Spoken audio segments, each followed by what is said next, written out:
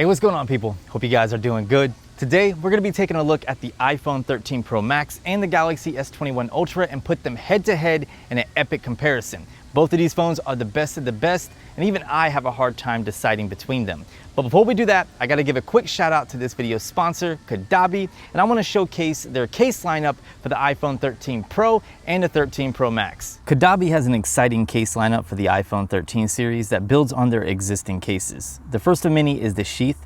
It's a thin style case that packs plenty of protection. This includes a protective lip on the front, a protective lip around the camera, and a textured grip on the back side to help with accidental drops. If an accident were to happen, it even has drop protection up to 6.5 feet. Plus, it supports MagSafe and wireless charging. TIMECODE even offers the Sheath for the Galaxy S21 Ultra, and it looks incredible. For the minimalist out there, they offer Lucid Clear. It's a transparent-like case that shows off the new blue iPhone color beautifully. It's a little thicker than the Sheath, but thanks to the hard case design, it provides a ton of protection.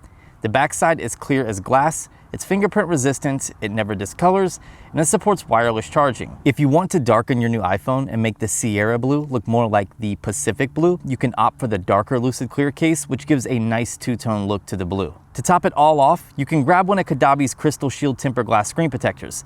They have a surface hardness of 9H, they are crystal clear, fingerprint resistant, super easy to install, and they come with a hassle-free 1-year warranty. TIMECODE offers several other case models, including the Veil, Synthesis, and more. Make sure to check them out at the link in the description and pick up your TIMECODE case today. Now that the bills are paid, it's time to get down to business, beginning with the design. Both of these phones feature matte glass on the backside, making them super resilient to smudges, fingerprints, and even scratches. The iPhone is much boxier, thicker, and wider than the Galaxy S21 Ultra. It's also heavier than the S21 Ultra by around 11 to 13 grams. It sounds like nothing, but in the hand, or better yet, the pocket, you can definitely tell a difference. The Galaxy S21 Ultra has a curvier design that fits in the hand better. Despite being slightly taller, it's also more ergonomic in my opinion. Plus, Samsung does a better job with their one-handed mode implementation, so single-handed use with this phone is just a lot easier than the iPhone. That said, the display is also curved, which I'm not really a fan of. Even though Samsung has dialed it back quite a bit, I still get the occasional accidental press when gripping the phone certain ways. Oh, and to me, the camera bump on the S21 Ultra is less attractive than the iPhone. Is it a big deal? Nah, but I'm sure people are breaking their fingers right now typing in the comments about the camera bumps on each of these phones. All in all, both phones feature impeccable design. I would say the iPhone has the classier, more expensive look to it, but when it comes to ergonomics and usability, I'm a big fan of the S21 Ultra. I know it's personal preference, but I give the S21 Ultra the win here. Both phones have an excellent content consumption experience, but which one is better? Both of these displays are excellent Samsung panels. Yeah, that's right. Samsung makes both of these LTPO displays. Apple does their own tweaking, but ultimately, they're very similar in terms of specs when it comes to the panel. The iPhone 13 Pro Max now has ProMotion, which is just a fancy name for a variable 120 Hz display. Unfortunately, a lot of third-party apps are not fully optimized to take full advantage of this display. Not just yet at least, but the experience is still very smooth. The Galaxy S21 Ultra has had 120 Hz support much longer, and Android as a whole is better optimized for variable refresh rate displays. This means that third-party app support is much more adopted and things are better optimized. Gaming and scrolling through certain apps is just more fluid on the S21 Ultra. It also features display customization, which is great. If you prefer a more vibrant look, you can make that happen. If you're a more natural person, it has that too. Even though the iPhone lacks display customization, it's still a beautiful panel with natural looking colors that are still very vibrant. It's brighter than the Galaxy S21 Ultra display, but the blacks don't get as dark. Displays are only part of the multimedia or content consumption experience. Sound is another key factor. And while neither phone has a headphone jack, both do feature respectable stereo speakers. The iPhone has improved on last year's speakers, and the S21 Ultra still has the Dolby Atmos support, which sounds great. Ultimately, the iPhone picks up mids and lows a little bit better, whereas the Galaxy has more detail in the highs. It's really difficult for me to pick a winner since it depends on what I'm listening to. For just basic content like on YouTube, I personally think the S21 Ultra does a better job, but if I'm listening to music, which most people probably won't do, the iPhone tends to be my favorites. I don't know. Here's a quick sound test. Let me know what you guys think in the comment section. No losses, I don't do lipo. A few screws loose in the head, I'm a psycho. Promise you the bar just as real as the bike though. Misunderstood, you can call me a typo. I shine hotter than the stars in the night though. Hate the who's, don't give me a title. Flipping that assets, so I don't worry the price though. Got scratched like mine, no link it to the tribal. I ain't trying to try though. I have to do this with my eyes closed. Forgot nothing on my goals. My girl ain't plastic, she don't even recycle. If I had to pick a winner for content consumption and multimedia, I would probably go with the S21 Ultra. While it's not as bright of a display as the iPhone, it gets bright enough. And until ProMotion is actually fully adopted in most third-party apps, I just think that the experience for the 120 Hz display is better on the S21 Ultra. Plus, I really like the fact that Samsung allows me to customize the display to my liking, so if I want something more vibrant one day, I can do that, and then if I'm editing a photo or even a video, I can switch over to the natural profile. Even though I do kind of lean towards the iPhone speaker experience, it's not by a lot, and really it just comes down to what I'm listening to. Since I mentioned gaming, we now have to talk about performance. The Galaxy S21 Ultra features the Snapdragon 888 with either 12 or 16 gigabytes of RAM depending on the storage configuration that you chose. The iPhone 13 Pro Max features the A15 Bionic coupled with 6 gigabytes of RAM. If we're looking at raw power, the A15 Bionic is significantly better, especially in the GPU department. When paired with iOS's fantastic optimization, the 6 gigabytes of RAM does a great job with keeping apps from closing in the background. With that being said, there really isn't an app out there that can take full advantage of the A15 Bionic. It looks great on paper and in benchmarks, but in real-world use, the Snapdragon 888 is every bit as capable. The S21 Ultra, in fact, takes advantage of the processing power and additional RAM much more. Things like running apps in split screen or harvesting the power of DeX when plugged into a laptop, portable display, or wirelessly projecting it to a TV can take full advantage of system resources. Gaming on both phones is fantastic, but I must give the edge to the Galaxy S21 Ultra at the moment. It's not so much a performance issue as it is an optimization one, since apps still need to be updated to take full advantage of the iPhone's ProMotion display. Thermals are great on both phones, but if I have to give an edge to one over the other, I think the iPhone does a slightly better job. The reason why I say this is because outside under direct sunlight, the iPhone's display can go longer without dimming versus the S21 Ultra.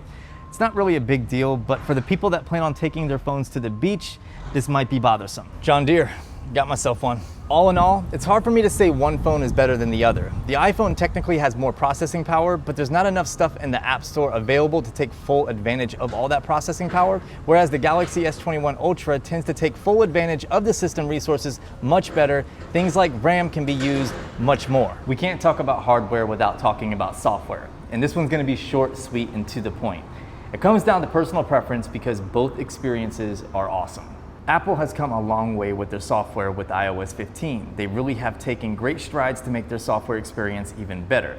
Between the improved notification system, updated Apple Maps, text scanning, subject detection within the gallery, ability to watch content with your friends and family during a FaceTime call, or even just the enhanced FaceTime experience, Apple truly has improved many things about its software. But at the end of the day, it's still iOS, and this could be a good thing or a bad thing. For some users, it could feel stale. For other users, it could feel very familiar. You don't get all the customization that you get with Android. Samsung, on the other hand, has toned a lot of their features down or started to simplify their software while at the same time retaining what Android is good at, customization.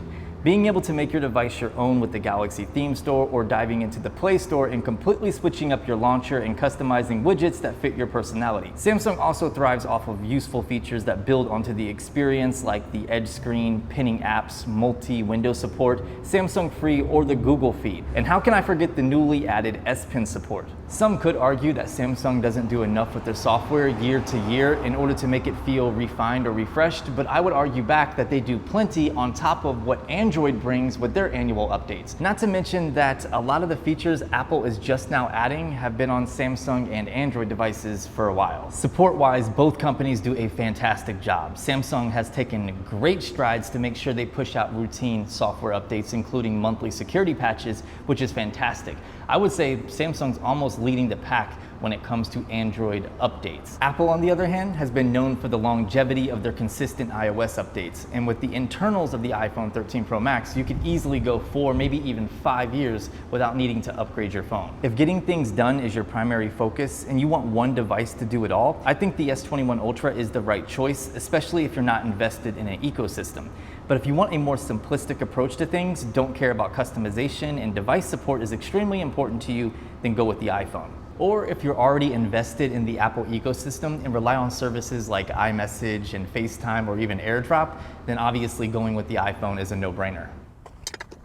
Moving on to battery life. The Galaxy S21 Ultra features a 5,000 milliamp hour battery, while the iPhone 13 Pro Max features a 4,352 milliamp hour battery. They're both all-day phones easily. In fact, most people will be able to squeeze a day and a half of use out of them. That said, the iPhone does have better standby time and could very well last a little bit longer than the S21 Ultra when taking this into consideration. When each phone is being used consistently side by side, the S21 Ultra beats out the iPhone, but it's not by much. The S21 Ultra also features more battery features, things like reverse wireless charging or advanced battery saving modes, but the iPhone does charge faster than the S21 Ultra. Finally, let's talk about the cameras on these two phones. When looking at the photos taken during the day or in great lighting, they perform extremely similar. In fact, I would go as far as saying this year, these cameras are closer than ever. That said, there are subtle differences I've noticed. For one, the iPhone tends to land on the warmer side in nearly every photo. In many cases, I personally prefer this look, but there are times when it just doesn't fit the scene. Also, each phone seems to prioritize dynamic range differently. Most of the time, the iPhone prioritizes highlight retention, whereas the S21 Ultra prioritizes shadow detail. It's not always the case though, as seen here. Personally, I think Samsung did a better job this time around with balancing highlights and shadows, since I noticed the iPhone blowing out highlights much worse, even if it's not as often. And the third thing is the iPhone has a shallower depth of field in most shots on all sensors. The S21 Ultra also offers greater flexibility, adding a 10 times telephoto camera, which comes in clutch. Factor in the 30 times hybrid zoom, you can get some really cool shots. While the 100x telephoto isn't useful 99% of the time, the moonshot feature is pretty cool. Outside of the extra hardware on the S21 Ultra, there's also many options within the software, such as the option to take a 108 megapixel photo, various modes like food mode, which looks great, pro mode in both photo and video, as well as many others. Check the card at the top for a full walkthrough of these different modes, as well as the Samsung camera. Both phones also feature a macro mode, which works great. I feel like the S21 Ultra looks more pleasing overall, since the iPhone 13 Pro Max tends to distort the macro shot with swirls and chromatic aberration. It does produce a sharper photo, but the distortion really bothers me, which is why I prefer the S21 Ultra. The iPhone is better in low light, even when both phones have night mode enabled. Sure, the iPhone still has those weird flares, but I can tolerate that much more than I can tolerate noise and random artifacts. Of course, this is personal preference though. Video-wise, they are both excellent, up to 4K 60 frames per second. The iPhone is slightly better overall in my opinion. The quality is more consistent, and now with ProRes support, I feel like the iPhone is a great prosumer option for high quality content. The S21 Ultra is no slouch though, with 8K support and a true built-in Pro mode, but I feel like the iPhone still retains the crown for best smartphone video. That said, the newly added cinematic mode on the iPhone 13 Pro Max is really overrated. Is it cool? Sure, but when compared to the portrait mode video on the S21 Ultra, it's very similar, minus the focus pull feature on the iPhone, which is kinda cool, I can't lie. You're not going to be disappointed with either camera, but I believe the S21 Ultra will provide a better photo experience, whereas the iPhone provides a better video experience. The iPhone may be a little more balanced, but it's so close this time around that I don't think cameras should be a huge deciding factor. They are simply that close and that good. I'm prepping a pretty cool camera comparison between these two phones, so if you don't want to miss that, go ahead and subscribe. Okay, so let's try to wrap this up the best that we can. I know it's a cop-out and kind of cliche to say it's personal preference, but holy crap, is it true this year. These phones are closer than I've ever seen them. The only real difference comes down to software and design. The S21 Ultra is a more comfortable phone in the hand and features software geared towards high customization, getting ish done, and looking fly while doing it. The iPhone, while not as comfortable in the hand, looks a little bit prettier, has easier to use software, and has a leg up on exclusive software features built into their own ecosystem. Both have great support, but if you're looking for a phone to last you 4, maybe even 5 years, the iPhone 13 Pro Max is more suitable to do this. Multimedia, content consumption, battery life, and cameras, in my opinion, are not the deciding factors this year since they are so close, it's not even worth to consider the differences, at least for the average consumer. Prosumers and people wanting to squeeze a little more out of their camera will ultimately choose the iPhone due to ProRes support. Personally, I like the S21 Ultra better, and that's saying a lot because I'm an iPhone user. I know it's personal preference and all, but I just really like this phone more so than this one. I guess it's because iPhones are getting a little stale to me, and if it wasn't for the ecosystem, I would switch to this 100%. Let me know what you guys think. Sound off in the comment section below. Are you team iPhone or are you team Galaxy? Love hearing from you guys. If you enjoyed this video, I know it was long AF, please consider giving it a thumbs up. Shout out to Kadabi for sponsoring this video. Subscribe and click the bell for more content just like this, and I will see you beautiful people in the next one.